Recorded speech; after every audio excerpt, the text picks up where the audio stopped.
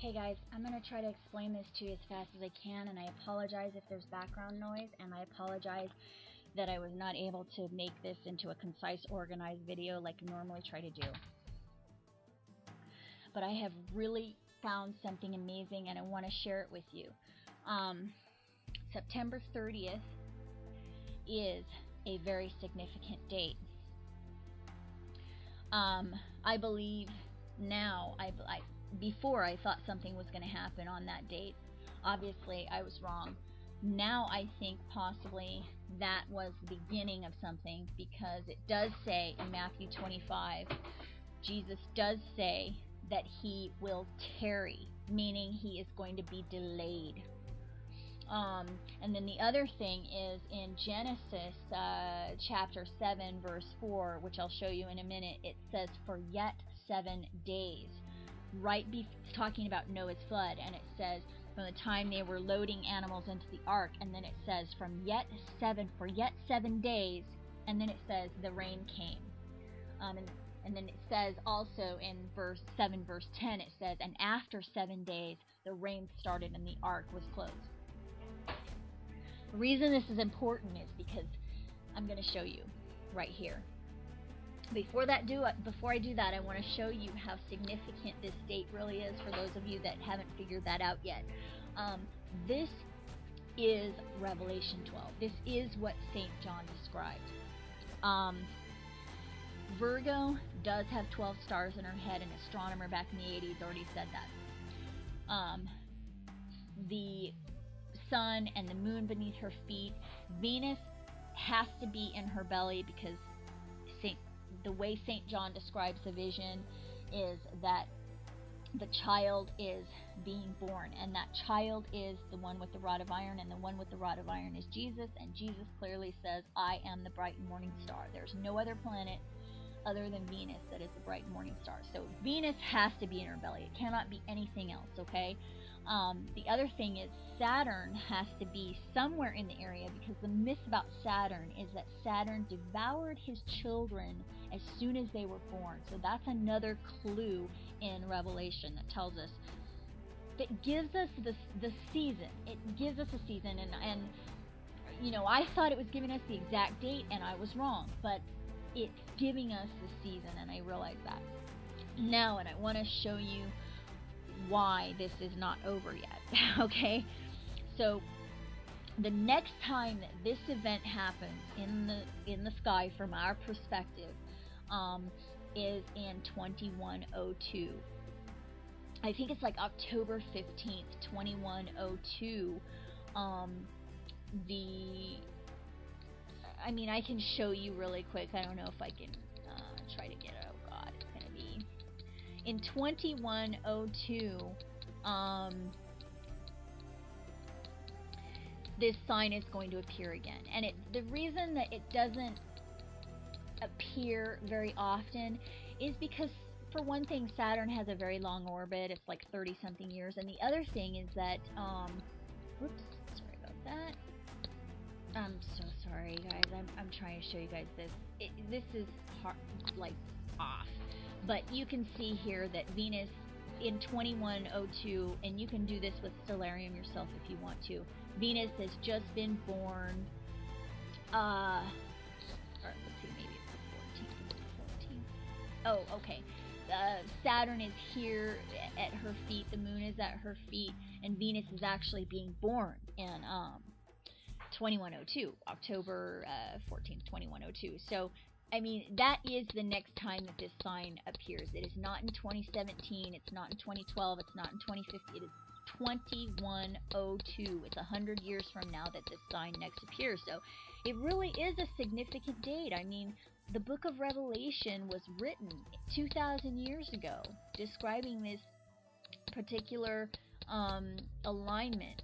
So it is very, very significant, and I'm going to show you now that why it really is so significant. So right now we are at September. Let's go back to September 30th. And by the way, By the way, this did not happen on September 29th because, as you can see, the moon was not beneath her feet. So it really did happen on September 30th, and I don't know why that date was messed up on other channels, but that is the true date, September 30th. And that's important because, as you know, 7 days are very important in the Bible. That's another number that just keeps repeating itself. Yom Kippur comes in 7 days after September 30th. The Feast of Trumpets is happening on this day as well. That's the other thing, because in 2102, I don't even know if that's actually the Feast of Trumpets. So the amazing thing about this is that not only does it not happen but every 100 years or so, but also it happened on the Feast of Trumpets, which is just so amazing because in Revelation it says, you know, it's describing the trumpets blowing and all this stuff. So it really is. It's amazing. But there's more. There's more. 7 days from this date is Yom Kippur, and that is the Feast of Atonement. So I'm going to show you that in a second, but I want to show you this first. Okay, now you know that in Revelation 12 it clearly says that when the child is born, it is caught up to God in his throne. And I'm sorry about the background noise, nothing I can do about it. We know that Venus is Jesus because Jesus says himself that he is the bright and morning star, and the only planet that is bright and morning star is Venus. So Christ's birth, figuratively, is actually happening on Tuesday. You know, the figurative birth of Christ, which is amazing because let's see if I can find this. Well, I mean, the whole thing is amazing. Here is the sign right here. This is when the Feast of Trumpets started, on the 29th.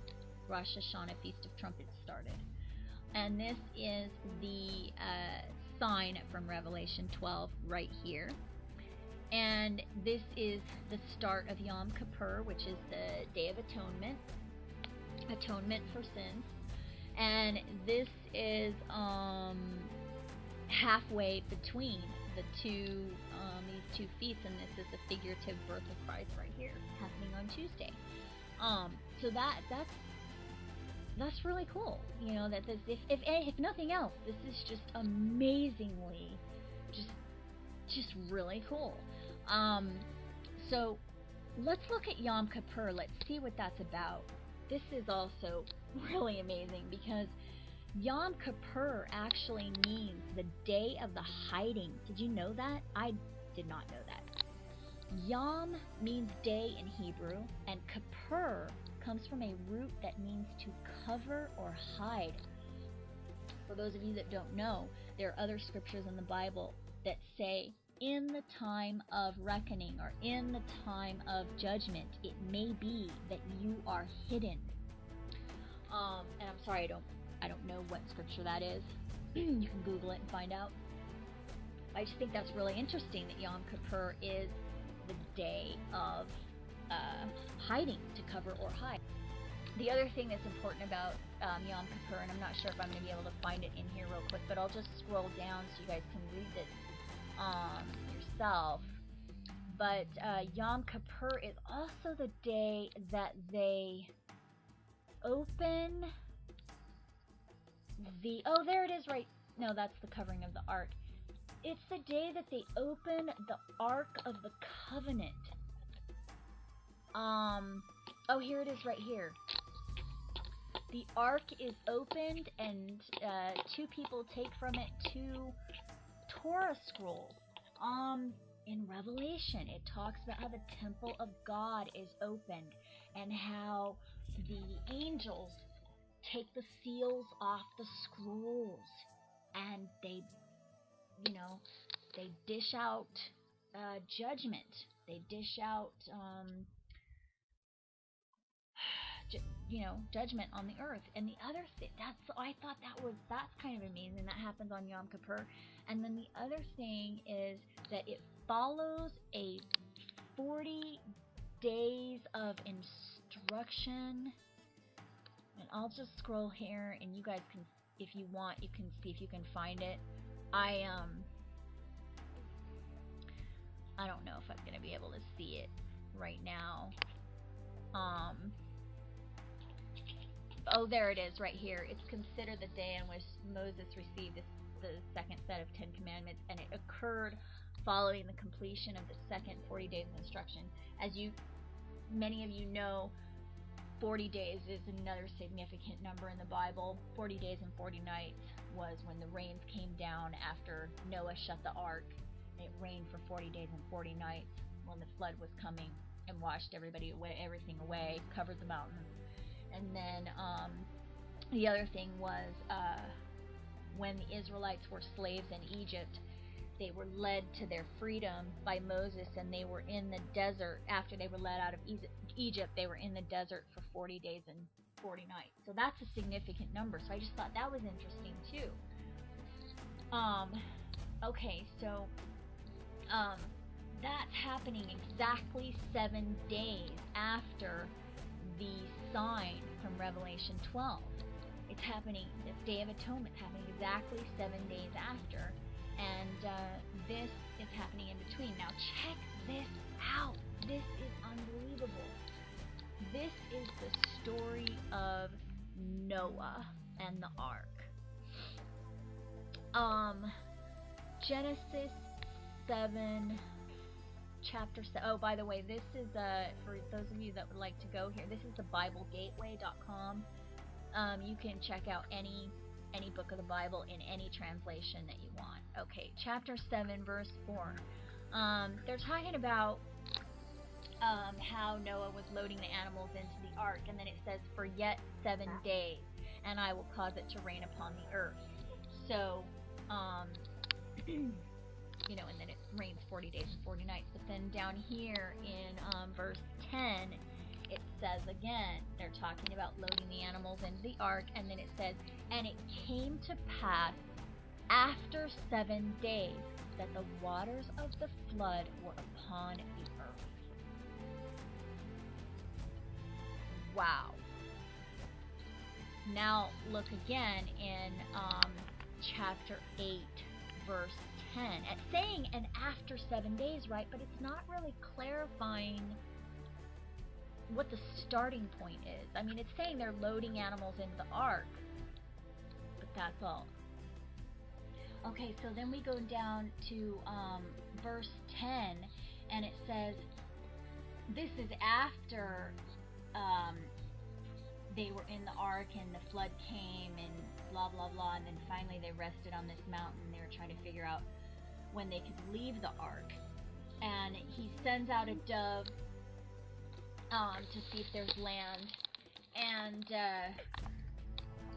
the dove comes back, and it says he stayed yet another 7 days, and then he sent the dove out again, and the dove came back with an olive leaf, and then it says, and he stayed yet another 7 days, and sent forth the dove, and then the dove came back, and then they left the ark. I don't know what this means. I'm just telling you that I find it to be interesting that they keep mentioning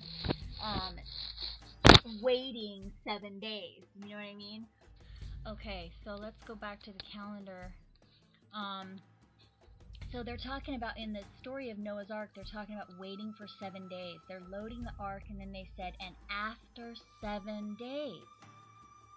You know, it's like, yeah, I don't think it took them 7 days to load the, you know what I mean, to build the ark. Well, I don't know, maybe it took them 7 days to load the ark. But anyway, it's saying 7 days, and then the floods came. So I'm just wondering, I just think that's interesting, that's all. I'm not going to, God knows I'm not going to set any more dates again, but I just wanted to show you guys this anyway because it's interesting. So here we are in Yom Kippur, 7 days after the sign of Revelation 12. 7 days after that is the Feast of Sukkot. And remember what it said. It said, and he stayed yet another days. And he stayed yet another 7 days. And then it says again, and he stayed yet another 7 days. Look at this. 7 days after, here's the sign of Revelation 12. 7 days later, Yom Kippur that we just talked about, 7 days after that, Sukkot. Look at this, Sukkot. Let me go to Sukkot. The feast of Sukkot is the feast of Tabernacles. And I don't know if I can find all this stuff in here, but I'll just tell you what I found. This is it's also known as the Feast of Ingathering, which is another way of describing, you know, the gathering together of God's children in the last days. Right here, the Feast of Ingathering. It is also known as, get this, the harvest. I mean, I don't know if I can find this in here. Oh, here it is right here. And after you have gathered in from your wine press, remember in Revelation it says that the angel with the sickle harvested from the earth, and it talked about how that judgment would, that earth would be put through the wine press of the wrath of God. That's what Sukkot is all about. Sukkot is known as the harvest. Oh, and the other thing, Saturn is also, mythologically speaking, he is the one who holds the sickle. So that's just really interesting to me. The whole point of all these myths was to leave clues for us. So the next thing is, it's also known as the Feast of the Lord. And the 7 days is in here too. Something about living in booths for 7 days. And I'm sorry, I apologize for the background noise. They live in booths for 7 days, and I don't know if I can find it in here. I'll just scroll down so you guys can read this if you want. But that's the other point about this, about Sukkot, that I thought was really interesting. So that, I mean, it's amazing, you guys. This is really amazing. And I think Sukkot is also known as a wedding feast, which goes right back to Jesus's parables again, about how the gathering of God's children would be at the wedding feast, and just, it's like a wedding, and the church represents, or God's children is represented by a woman, and the woman represents a church, or, you know, and some of you know what I'm talking about. Anyway, I just thought it was really amazing. Here's the other thing that I want to show you. If you count the days from, let me go to the calculator here. If you count the days from September 30th, and I showed you that September 30th is the actual date of Revelation 12. It was not September 29th, it was September 30th. From September 30th, you count 40 days after that, look what you're going to end up with. Wednesday, November 9th is 40 days after that sign of Virgo. Now, check this out. The asteroid YU-55 will pass within 0.85 lunar distances from the Earth on November 8th, 2011. There's a guy on YouTube who has been uploading videos about this. He actually found, and this is it right here. This is how close it's going to actually get to the Earth. YU-55. On this is November. It shows you the date right down. So this happens. You can see the date right down here. 8/9, 8/9, 8/9, right there. So it actually passes right on the 9th. You guys, what? Oh my God! This just, this just is, it's just unbelievable. 40 days after the sign of Virgo, 40 days is November 9th. This guy, and I don't have his video on here. I try to remember his Samurai. His name on YouTube is Samurai something, and he has all these videos he uploaded about YU-55. And he says he sees there's a cross in the sky, and I mean, you guys, you gotta check that out. But this is unbelievable. Okay, now look at this. Let's go back. Let's calculate another date. Let's do 40 days after Sukkot. You want to see what happens 40 days after Sukkot?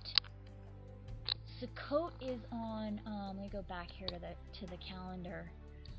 Sukkot is actually a 7-day feast. It's called the Lord's Feast. It's a major feast. By the way, that asteroid, that's 40 days from Revelation 12, it's like 100 meters wide. It's pretty big. But let's see what's 40 days from October 14th.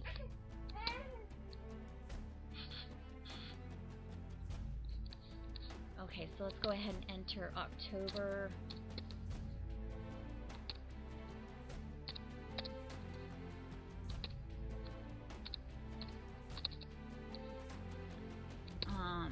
Okay, 40 days. Okay, so this is Sukkot, the wedding feast, or the November 23rd. Some of you guys are going to know exactly what November 23rd is. November 23rd is the, sorry, my computer's slow. It is the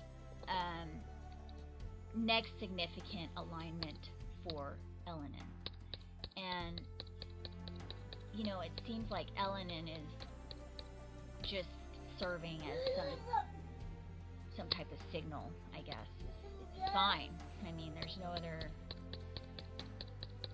word for it. But this is the next alignment. So you remember, like, our alignment back in March, Earth was in between Elenin and the Sun. This last time, Elenin was between Earth and the Sun. But when the last earthquake happened, it was Earth between Elenin and the Sun. And so this next time that Earth is going to be in between Elenin and the Sun is November 23rd. I'm not saying something's going to happen on that date. I just think that it's interesting because obviously we know it sure doesn't seem like Elenin's a dwarf star. So, but I mean, it's just really, really interesting to me that, you know, 40 days from Sukkot, October 14th, is the next significant alignment. So, I just wanted to share this with you guys because I really think, you know, it gives us hope that maybe Jesus really is returning. And I'm sorry if that puts some people off, but I really do want Jesus to return. I do. And I have not seen justice in this world, and I do want justice to happen, and I do want Jesus to return. And I think this gives us more hope. So I wanted to share that with you, and I hope you guys are doing okay. Peace out.